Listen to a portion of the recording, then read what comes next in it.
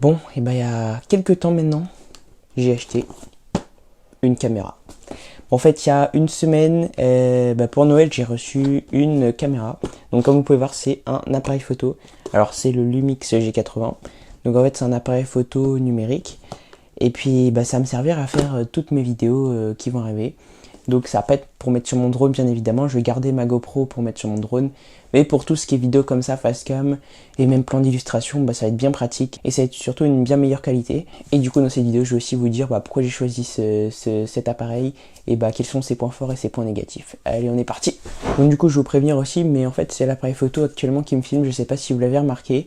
Moi je trouve qu'il y a quand même une bien meilleure qualité comparé à la GoPro pour les vidéos facecam. Donc, alors pour parler de la boîte, dans cette boîte il y avait les trucs de base. Donc bien sûr l'appareil photo, l'objectif, et il y avait aussi par exemple un pare-soleil, donc ça va être pratique s'il y a du soleil et tout. Des petits caches aussi pour tout ce qui est les objectifs et tout. Il y avait du coup la batterie, donc il y avait le chargeur de batterie aussi, et puis c'est tout. Moi j'ai aussi commandé une housse. Ça va me permettre de le transporter, même si en fait je vais souvent le mettre dans mon sac de drone, parce que c'est là que je vais l'utiliser le plus souvent, mais quand même une housse c'est pratique. Donc voilà. Bon du coup maintenant on va attaquer les caractéristiques de l'appareil. Alors pour commencer, ça c'est un appareil photo du coup avec un objectif micro 4 tiers. Alors si vous y connaissez pas, c'est pas très compliqué. En gros micro 4 tiers ça va être le plus petit capteur des appareils photo. Donc vous allez avoir des appareils photo avec des capteurs plein format, donc ça va être les plus grands capteurs. Capteur APS-C ça va être un peu plus petit, et micro 4 tiers donc c'est ça, et ça va être les plus petits capteurs, donc ça va être les moins chers forcément.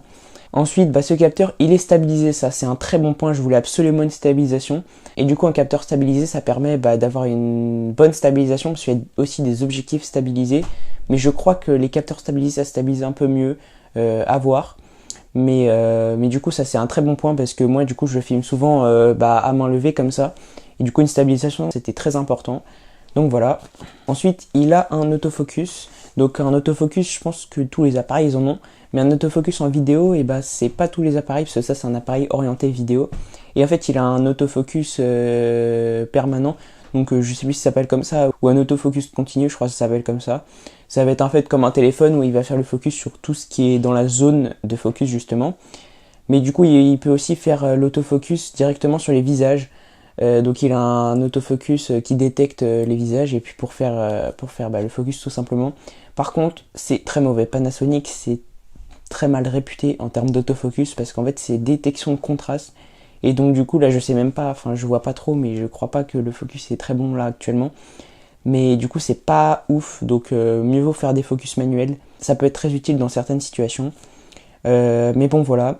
Ensuite c'est un appareil tropicalisé, et l'objectif aussi. Donc en fait ça veut dire que il va résister à l'eau. Enfin il va pas être étanche, on va pas pouvoir le mettre sous l'eau, mais il va être tropicalisé, donc c'est-à-dire qu'il va résister à toutes les petites gouttes de pluie, toute la poussière aussi. Donc si par exemple on filme un peu dans la poussière, dans la terre, ça va résister. Enfin ça va pas s'infiltrer dans le boîtier. Et ça c'est plutôt pratique, parce que moi je filme souvent en extérieur.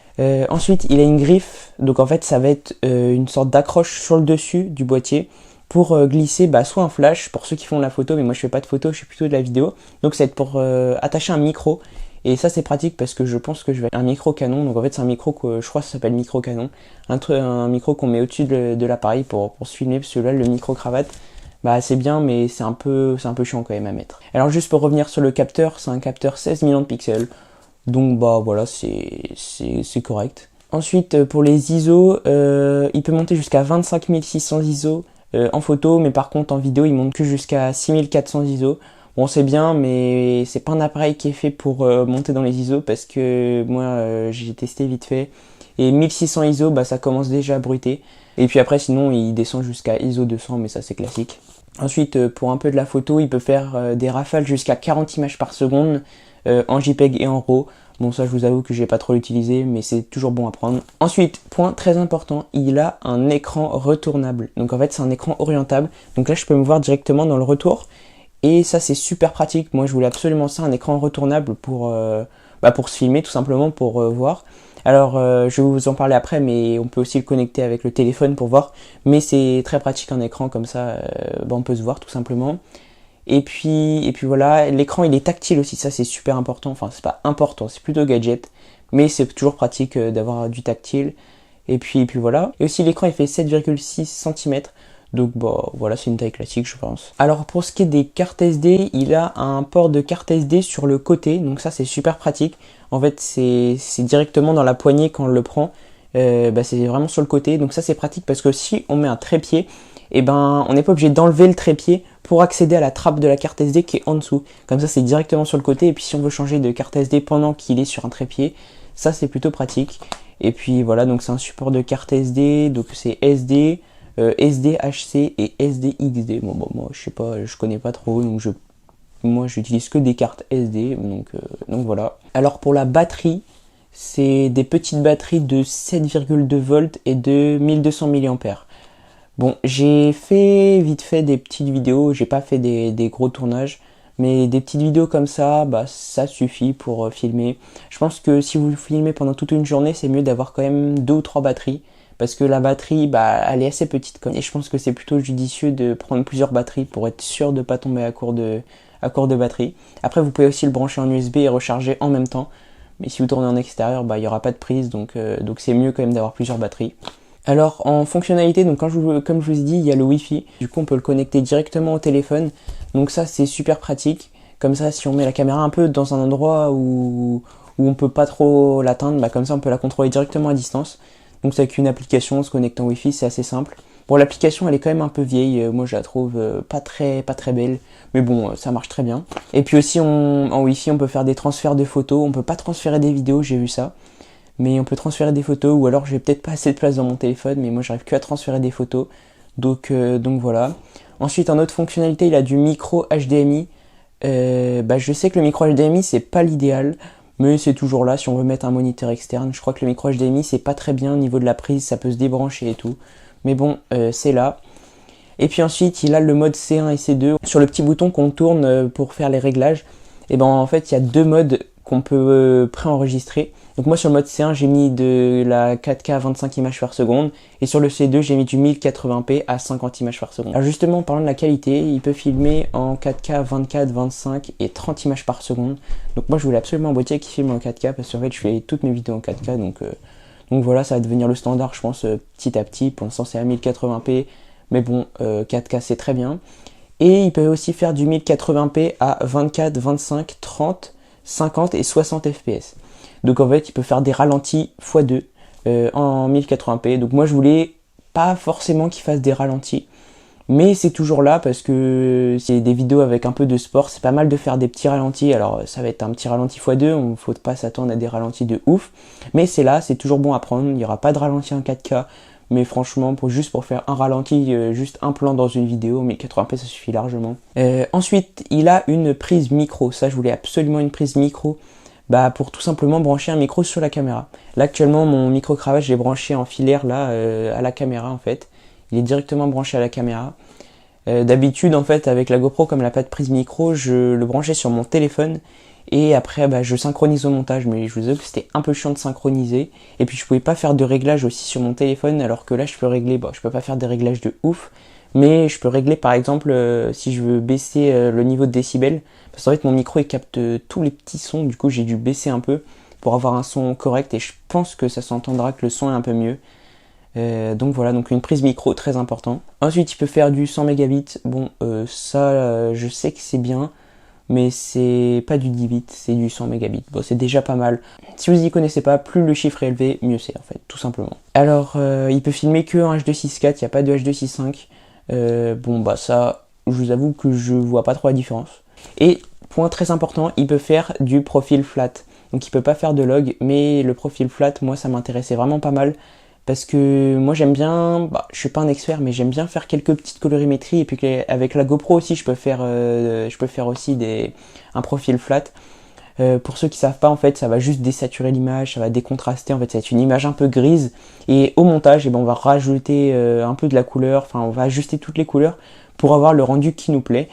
Et puis voilà, donc ça c'était un point que je voulais absolument avoir pour progresser en colorimétrie. Alors maintenant on va rentrer dans les petites infos supplémentaires. Il a un flash sur le dessus, moi je vais pas m'en servir, mais c'est toujours pratique ceux qui veulent faire de la photo. Après comme je vous ai dit, c'est plutôt un appareil orienté vidéo, Mais si vous voulez faire de la photo, bah il a un flash directement intégré. Après il y a aussi la griffe pour rajouter un flash si vous voulez, mais le flash est déjà intégré, donc ça c'est pratique. Ensuite, juste pour la taille du capteur, moi je m'en fous un peu, mais c'est du 4592 pixels par 3448 pixels de hauteur.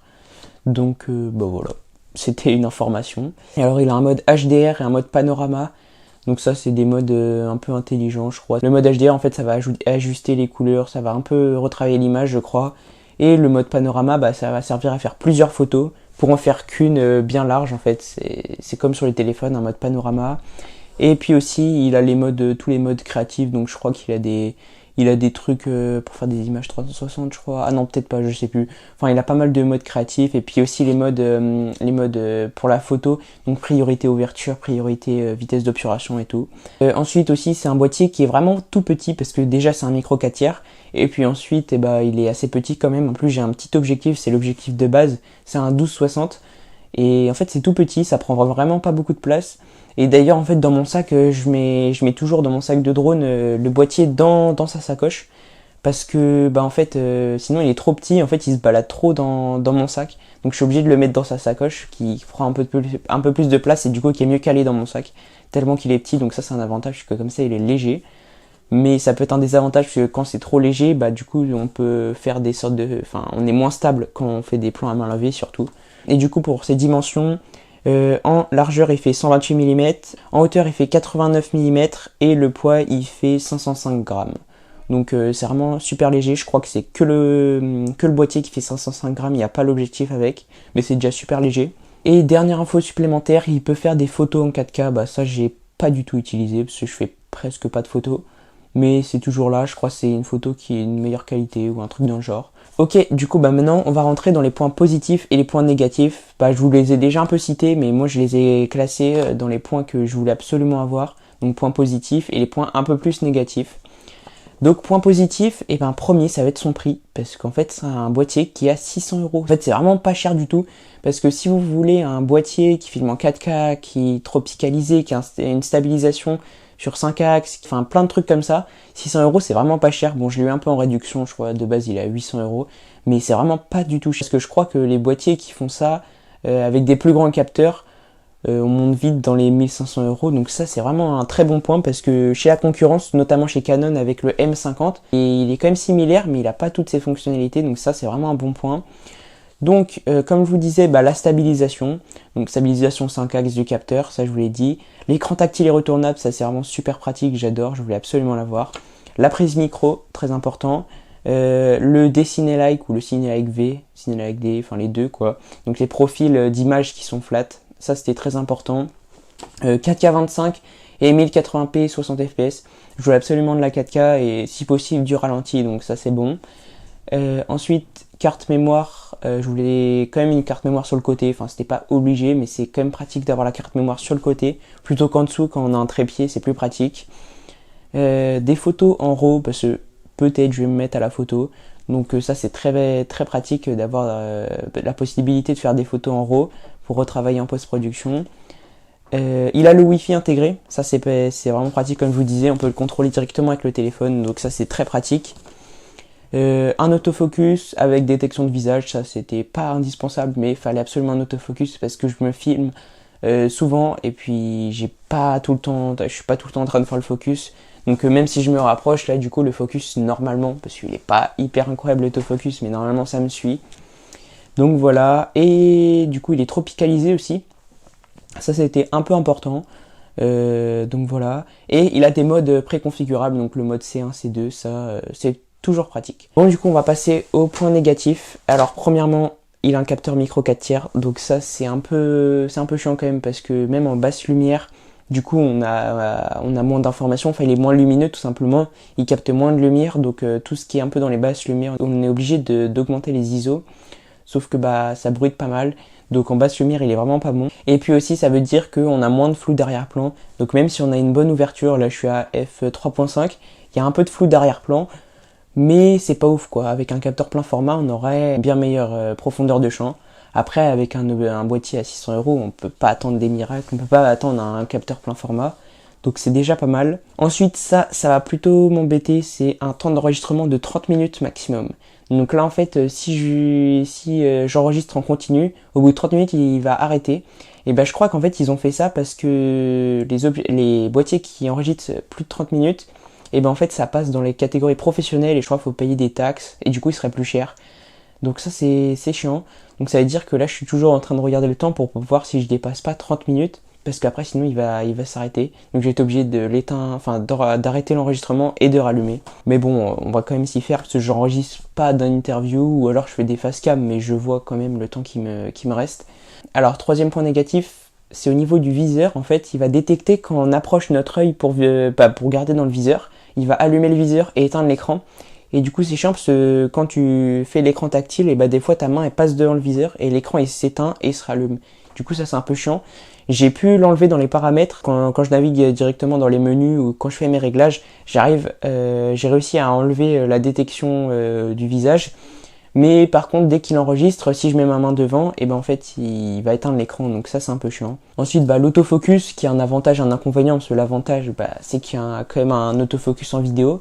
Mais le désavantage c'est qu'il est vraiment pas bon en fait. Donc ça veut dire que si je mets ma main devant, là elle va galérer à être nette. Puis je pense que là si je remets là, ça va galérer à être net. Ensuite, avant-dernier point négatif, bon ça va encore. C'est qu'en fait il a pas de prise casque. Donc ça veut dire qu'on peut pas brancher d'écouteurs ou de casque pour monitorer notre son.